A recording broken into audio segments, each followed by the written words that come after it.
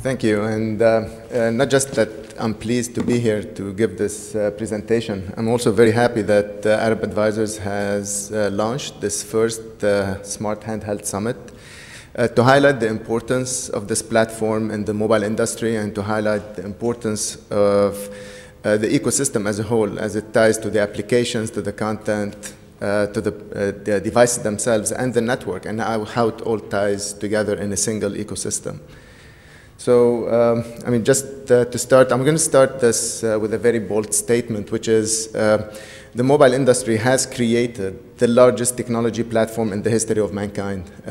This is not a small thing. You have close to 5.7 or 5.8 billion subscribers worldwide, out of which 4 out of 5 of these subscribers are in emerging markets, places like in the Middle East, Africa, China, India. So this is where the growth is going to be in the future, and this is where the engine for driving this industry is going to happen. So what's important to note is that there are few numbers and few statistics that sound quite staggering. The first one is that there was a report by the World Bank that $1.3 trillion is the revenue from the wireless industry worldwide, which is 2% of global GDP. So what's more important than that, which is what's important to us, is that there was another statistic, which is a 15% increase in handset and smart handheld market will result in a 1% increase in local GDP, specific to emerging markets. So what we are here to do as Qualcomm is basically drive that growth, and we want to be able to drive this force of change, because this is impacting our everyday lives. The mobile, the services being provided by the operators is driving what we do. It's enabling education. It's enhancing mobile healthcare. It's actually enhancing entrepreneurship through the development of all these application and app stores and ecosystem vendors, and as well as the content providers. So it is creating an economy on its own. What's important to note is that moving forward, how do we actually drive that growth, and how do we take advantage of that growth? We actually do it through innovation. I mean, this is, that has been driving our business plan since the company was founded back in the mid-'80s. So we have spent close to $15 billion on R&D for the purpose of delivering these innovative solutions to the different ecosystem players. So we don't just make chipsets. What we end up doing is building a platform that the operators, the application developers, content developers, the handset manufacturers can actually use to deliver to the consumer a compelling application, a compelling service, something that will make the consumer pay, that will impact what they do on a daily basis.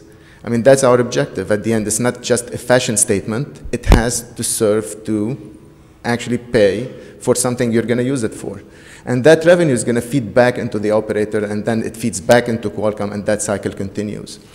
So for us, that cycle of innovation is very important, and it has been going for the last 15 years.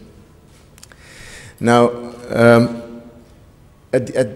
so at the end, what's driving this kind of platform? I mean, at the end, it matters what the consumer holds in his hand and what they end up using. So mobile computing is the dominant platform. What we're seeing today is that computing has become an important part of the development. It is an important part of what they use on a daily basis. So today you have an established smartphone base that's higher than the PC base. What you're seeing is that the actual performance is quite close now to what you see on a game console, to what you see on TV, with HD capabilities on smartphones available today. So when you look at what the PC has delivered, the success came really from two things. The PC came from because it serves certain functions and certain tasks, and it also was successful because it served the need at the time for the enterprise before it moved into the consumer. At the same time, it's not really a personal device. It's called personal computer, but at home you actually share it with other members of your family. At work, it's actually monitored and used by other members in the workforce. So when you look at the handset, it's more the personal device. The handset today is the device that the mobile user actually uses to access information anywhere, anytime. This is the device that's going to be aware of its environment, is going to be aware of the different things that's around it, and generate content associated with it. So a very simple example, like today you're carrying Google Maps. The first thing you do, you want to search a restaurant, you just enter the restaurant name and it shows you what's around you. That's a very simple example of how you actually use your device that's aware of where you are and actually delivers results of what you wanted with access to information based on that location. So taking this device from the personal aspect. So now what you're saying is that this whole data, just like Jawad mentioned, the data tsunami is there, and what we're forecasting is a growth of 10 to 15 times in data usage over the next 5 years. So by the time 2015 is here, we're going to end up with 10 times the data traffic. Today there are 1.4 billion 3G connections. That's going to grow to 3.5 billion connections. 85% of that is going to be in emerging markets. 400 million of these connections are going to be in the Middle East and Africa. So this is where the region that's going to come, that's going to be the core of where the data is going to be consumed. So what we want to make sure of is that we're ready with the network to handle such data, and we're ready with the devices and the content to handle such network. What we have seen is that, for example, in Saudi, it ranked as #1 market for downloading mobile YouTube videos for social networking. So what we want to make sure is that we work with our operator partners to have the right network technology deployed in place. What's been the direction is that HSPA Plus and LTE have been the standard of choice for the network that will handle the 3G data growth and the 3G data aggressiveness that we're going to see over the next 3 to 4 years. On the HSPA Plus, today there are 136 commercial network operators. So it's a global network.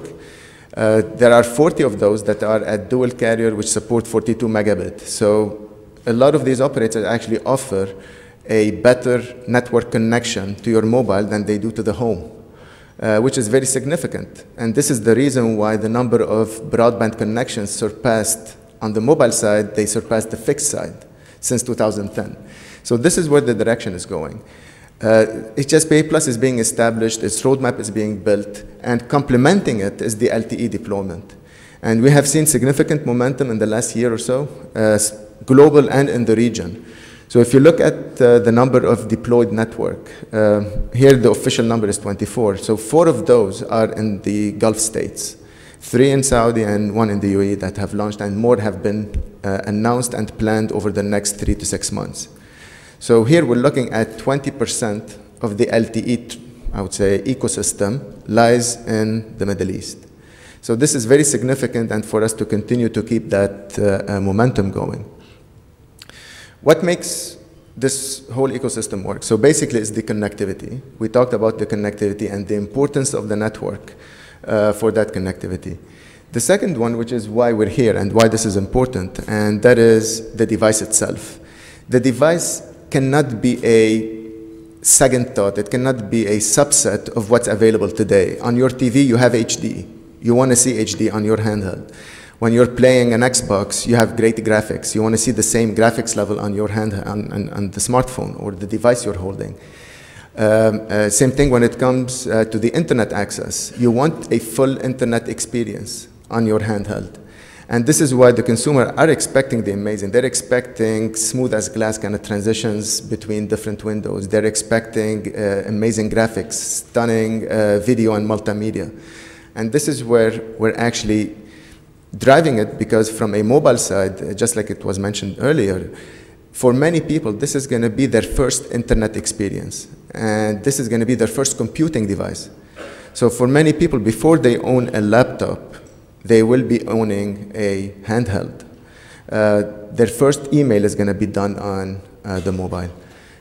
This is why that we work as a technology company, we work as an operator, service providers, all together to deliver that kind of consumer experience.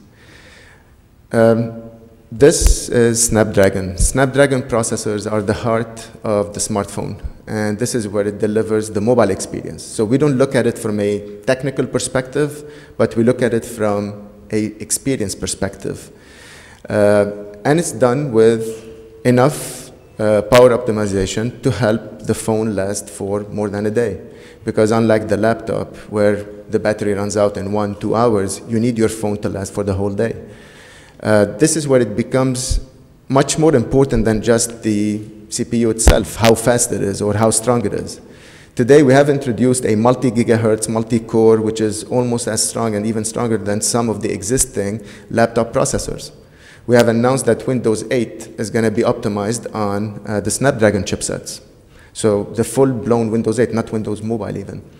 So we're talking here about the future of computing, but the way we're doing it in a smart way, which is to integrate multiple functions, the connectivity, the radios, wireless LAN, Bluetooth, you've got the GPS.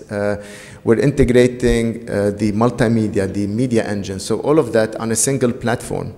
So rather than calling it a chipset, we want to call it a platform. And I know that word has been overused, but that's what it really is, because at the end, it's one single solution that can scale to basically enable the low-cost smartphones that are being introduced by Huawei and ZTE that Mr. Abdullah mentioned. They are being used for the high-end smartphones. They are being used for the tablets, for even I would say, specialized devices. So the new device categories that are coming up for health, for education, and for example, e-readers and stuff like that. So the importance of the computing platform becomes quite critical. And it's really the center point of the future, because it's opening up the door to new possibilities. So the question is, what is the next portable device?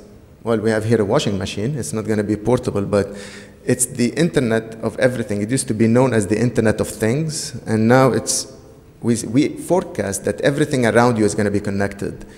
And you're going to be able to control the different aspects of that connectivity with your device that has become personal.